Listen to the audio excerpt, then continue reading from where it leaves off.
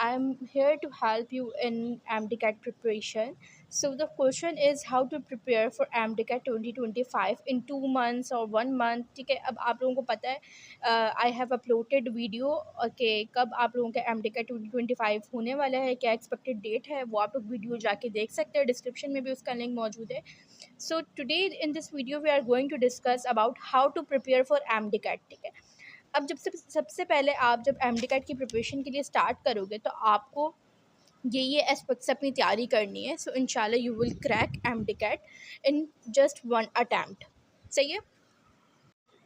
So the first step is कि सबसे पहले आपने ख़ुद से सवाल करना है, are you fully ready to appear in MDCAT। अब यहाँ पे ये सवाल का क्या मकसद है, आप जब कोई भी काम करने लगते हैं तो आप मेंटली उस चीज़ के लिए प्रिपेयर होने चाहिए। ठीक है, ऐसा ना हो कि आपकी ख़ुद की ख्वाहिश ना हो MDCAT में, या कि कोई भी काम कर रहे हो XYZ आप उसमें ख़ुद विलिंग नहीं हो, लेकिन आप फैमिली प्रेशर में आके आप उसको कर रहे हैं, या आप जो है दूसरों को देखकर करें लाइक इन अ कंपैरिजन, तो वो चीज़ गलत हो जाएगी। सबसे पहले आपने ख़ुद से सवाल करना है कि अगर आप MDCAT दे रहे हैं तो क्या आप वाकई डॉक्टर बनना चाहते हैं या नहीं चाहते हैं।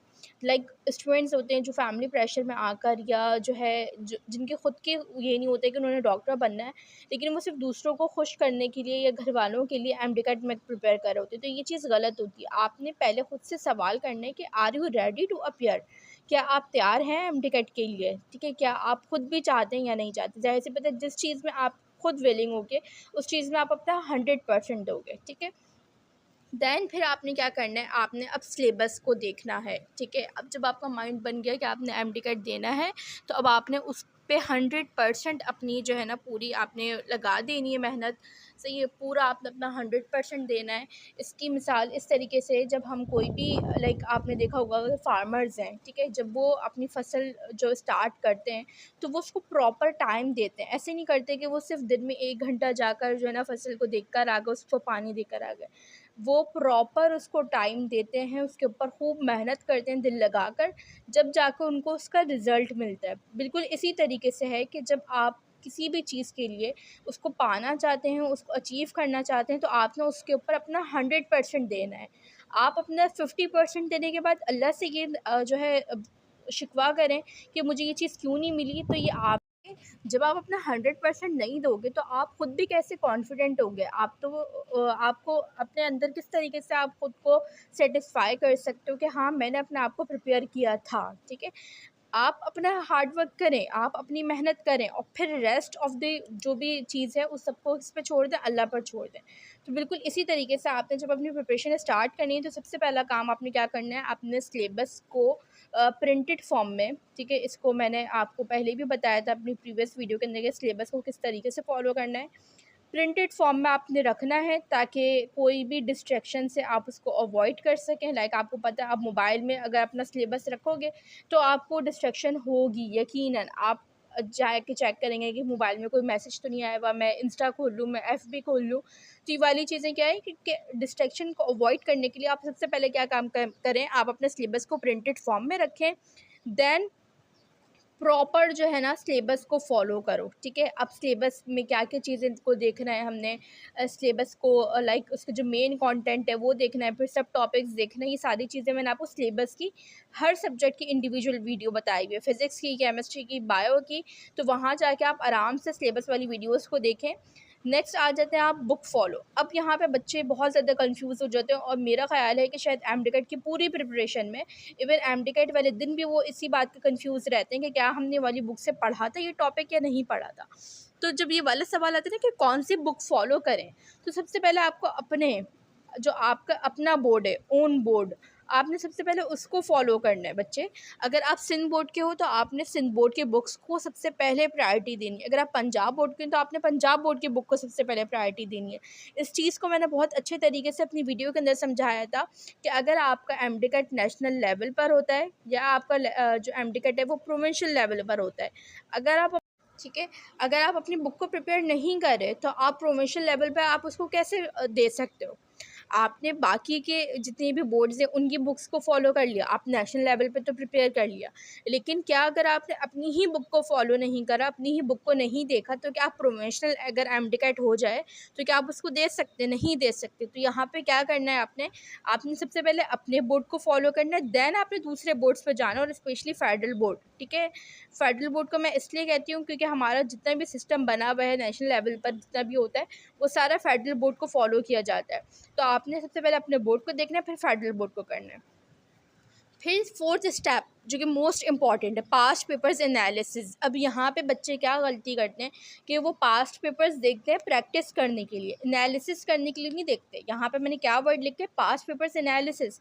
यहाँ पर अब आपने क्या करना है, आपने पास्ट पेपर को खोलना है, आपने पास्ट पेपर्स को इस तरीके से एनालाइज करना है, इस तरीके से इसको देखना है कि क्या जो आप टॉपिक पढ़ रहे हो उस टॉपिक की इम्पोर्टेंस है भी आपके पेपर में या नहीं, ठीक है। बच्चे क्या कर रहे होते, सब कुछ पढ़ रहे होते हैं। सही है। एमडीकैट मैंने पहले भी ये बात डिस्कस करी थी कि MDCAT is not about hard work, it's about smart work, ठीक है। आपने हार्ड वर्क नहीं करना बल्कि आपने स्मार्ट वर्क करना है। आप पास्ट पेपर्स तो देख रहे हो, 24 घंटे में से 20 घंटा आप पास्ट पेपर्स देख रहे हैं, लेकिन पास्ट पेपर्स को सही तरीके से नहीं कर रहे तो कोई फ़ायदा नहीं है। वो बच्चा जो दिन में 1 घंटा सिर्फ पास्ट पेपर को देखता है, पास्ट पेपर को करता है, वो बहुत बेहतर है उस बच्चे से जो 20 घंटे पास्ट पेपर को फॉलो कर रहा है, ठीक है।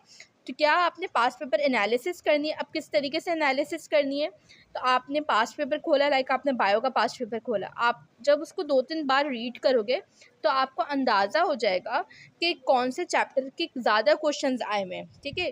अल्हम्दुलिल्लाह आप पढ़े लिखे बच्चे हैं, आप लोगों को हर एमसीक्यू पढ़कर सही है। तो आपको क्या होगा कि आपके पास पास्ट पेपर एनालिसिस से आपको चैप्टर समझ आ जाएंगे कि कौन सा चैप्टर इम्पॉर्टेंट है।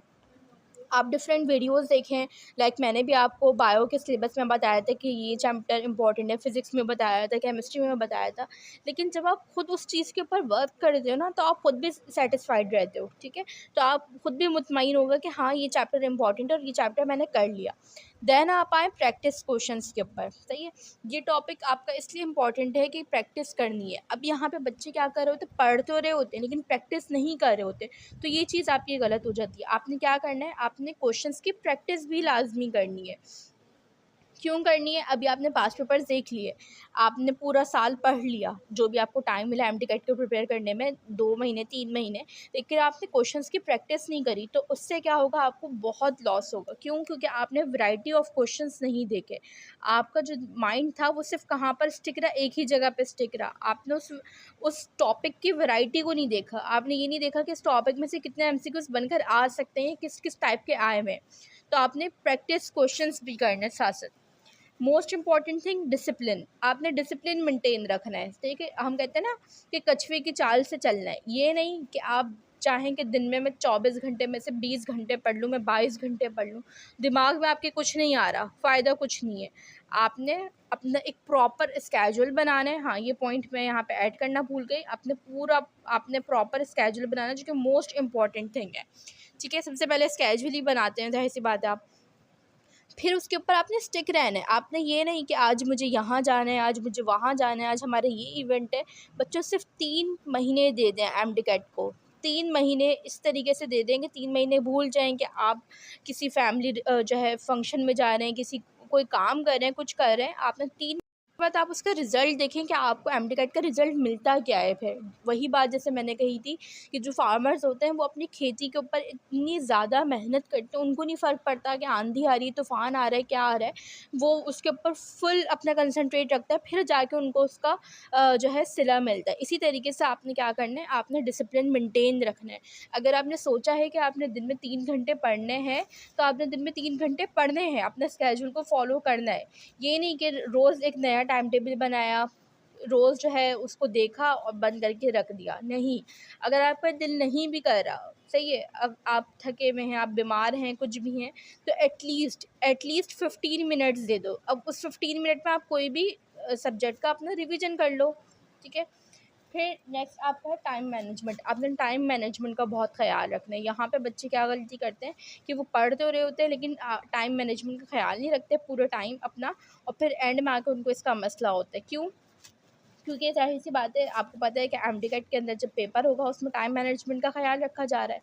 अब इसको किस तरीके से आप कर सकते हैं, आपने जो है अपने जो भी प्रैक्टिस क्वेश्चंस कर रहे हो या पास्ट पेपर सॉल्व कर रहे हो, आपने अपने साथ स्टॉप वॉच रखनी है, ठीक है? स्टॉप वॉच रखनी है, साथ-साथ आपने उस टाइम के अकॉर्डिंग अपने एमसीक्यूज़ को सॉल्व करते जाना है।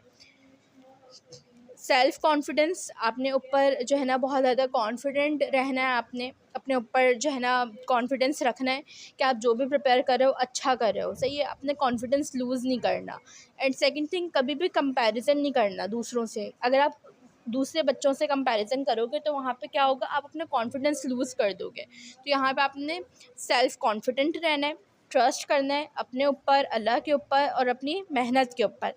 And last thing, multiple revisions करने, बहुत ज़्यादा रिवीजन करने। जितना ज़्यादा आप उस टॉपिक को रिवाइज़ करोगे तो आपके लिए क्या होगा, बहुत अच्छे से सही है। आप जब मल्टीपल रिवीजन्स करेंगे तो क्या होगा, आपको वो चीज़ याद रहेगी। यहाँ पर एक टर्म होती है लर्न और एक टर्म होती है मेमोराइज़। ये दोनों चीज़ें बहुत डिफरेंट होती हैं। एक दफ़ा जब आप पढ़ते हो तो वो चीज़ आपको लर्न हो जाती है, वो याद हो जाती है। लेकिन जब आप उसी चीज़ को 2 बार, 3 बार, 4 बार पढ़ते हो तो वो चीज़ अब आपको मेमोराइज़ हो जाती है। तो हमने एमडीकैट में सिर्फ लर्न नहीं करना, बल्कि आपने क्या करना है, मेमोराइज़ भी करना है चीज़ों को।